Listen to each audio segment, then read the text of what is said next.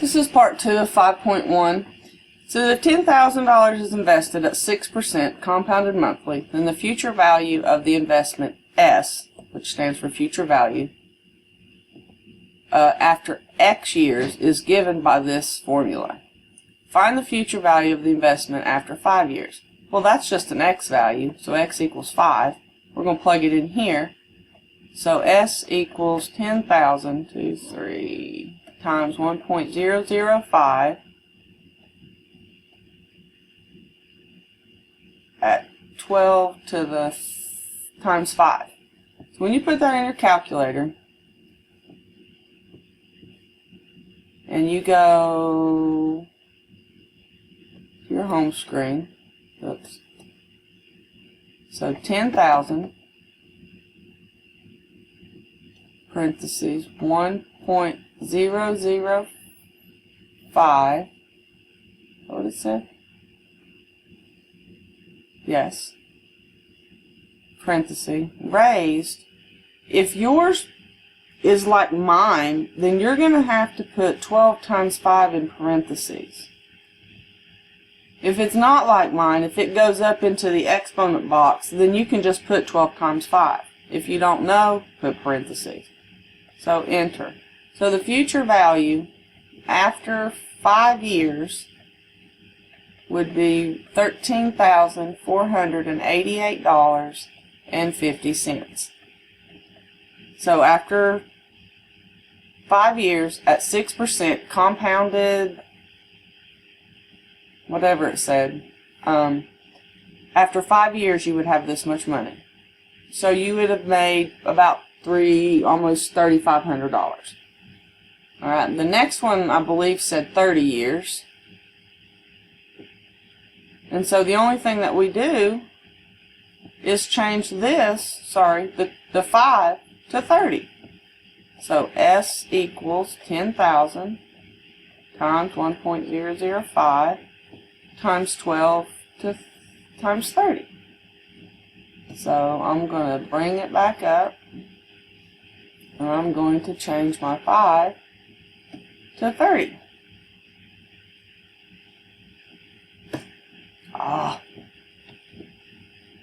And enter.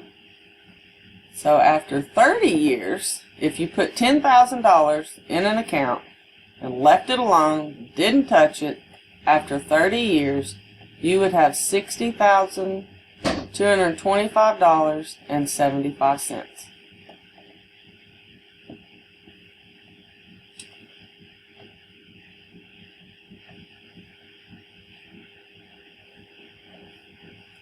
Evaluate E to the first.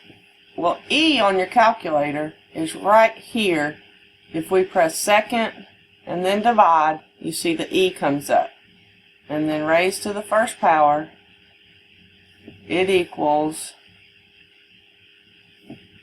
2.718 ... Is E greater than 1 or less than 1? E would be greater than 1 because it's 2.78.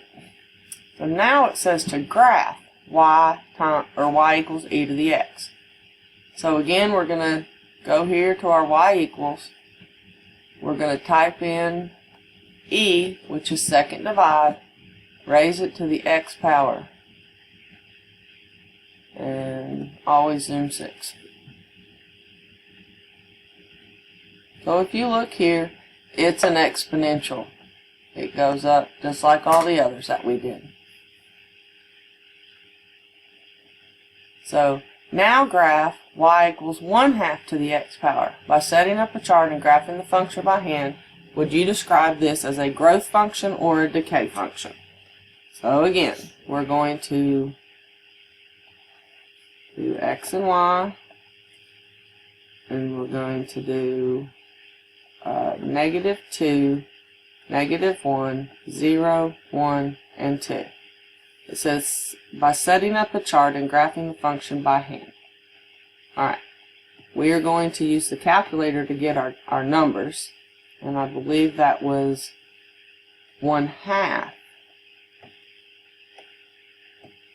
raised to the x power.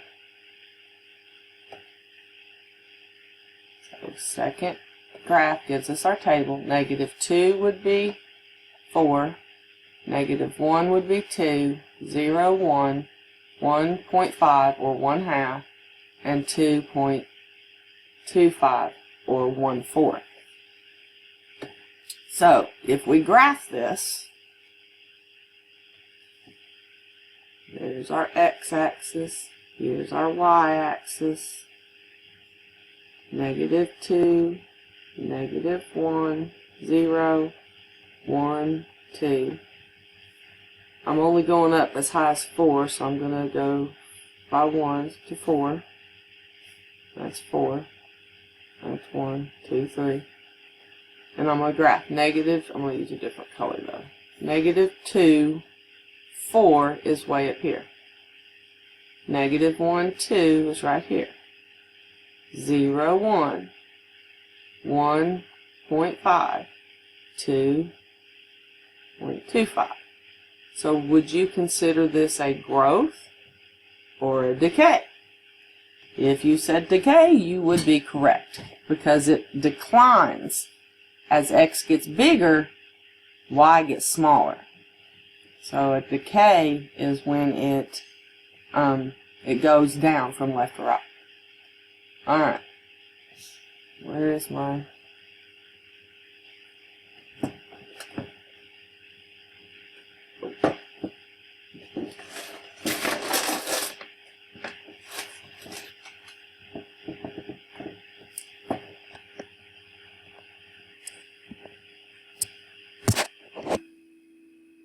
Okay.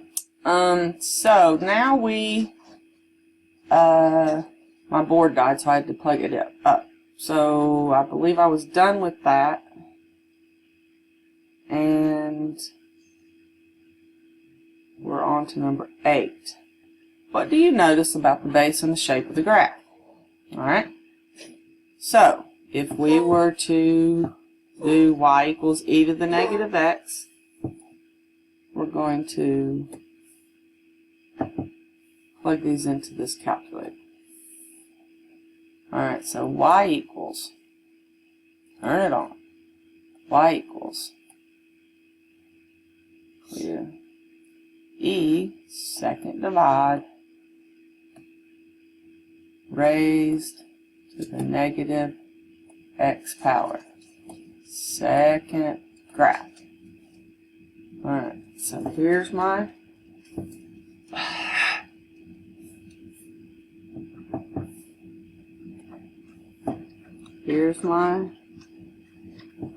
x-axis, here's my y-axis, -2, -1, 1, 2.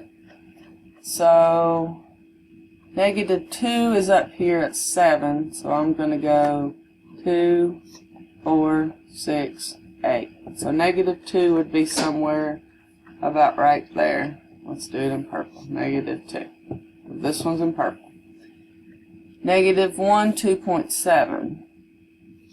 So 2.7, 2 somewhere around in here. And then 0, 0, 1. And then 1 is 0.3 something, so it's close. And then that's really down there. So it looks like this.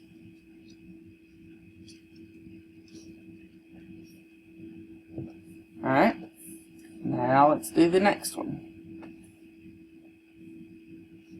Parenthesis 1 divided by 5 raised to the x power. That's not raised.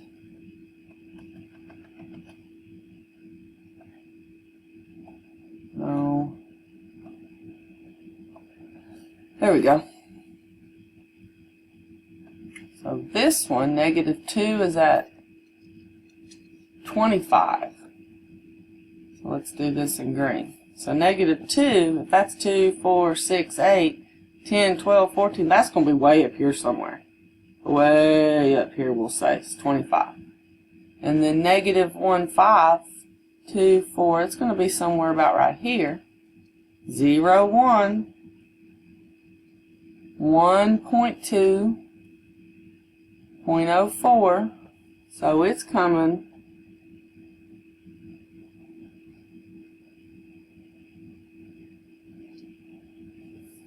But again, notice that it never touches 0. So now let's do 1 over 20.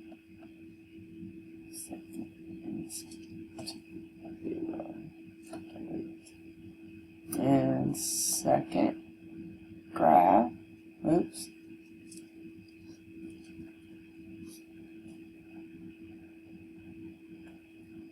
Alright, so negative 2, 400. So that's like way up off the board. We can't even get there. Negative 120 would be negative 120. I think that was 25, so it would be about right here somewhere. Negative 120 would be probably about right here. And then 0, 1, of course. I didn't get that one to go down that far, but this is 0, 1. No, it was down here. So that one should have came down 3 there. That's the 20. 1.05, so it's, you know, it's right around in there, very close to them. And 2.0025, so it's even closer. So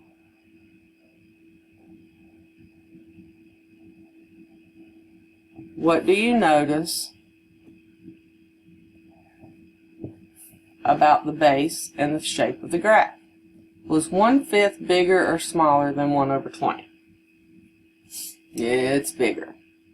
So as it gets smaller, as the base gets smaller, the exponential becomes smaller, becomes less, because everything goes less. Everything, this one was the big one at, oh wait, no, this one's at negative 1, 400, and this one's here, so I'm going to look that up.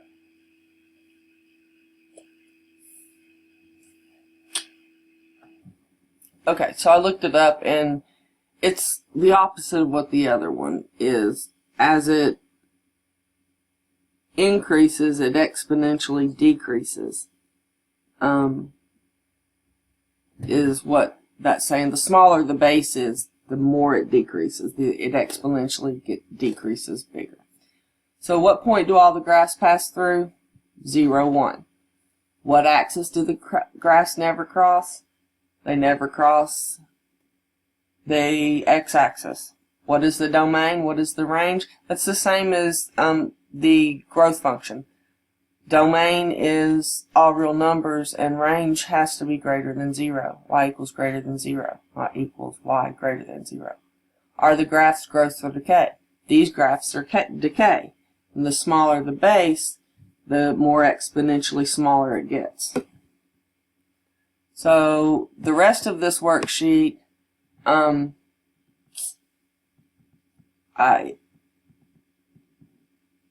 do on the next video.